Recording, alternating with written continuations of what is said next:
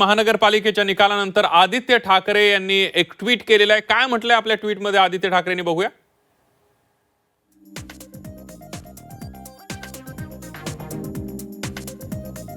नगरसेवकांचं आणि दिवसरात्र कष्ट केलेल्या सर्व कार्यकर्त्यांचं मनपूर्वक अभिनंदन।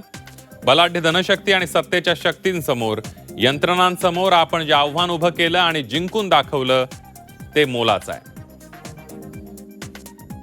पैशाच्या आणि खोटेपणाच्या गोंगाटात मराठीचा आणि मुंबईचा सक्षम आवाज आपण टिकवून ठेवलाय। आता निवडणूक जरी संपली असली तरी महाराष्ट्र रक्षणाचा आपला संग्राम संपलेला नाहीये। 4 वर्ष त्यांच्या हातात प्रशासक, मनपा, त्याच सोबत यंत्रणा, केंद्र आणि राज्य सरकार, निवडणूक आयोग होता।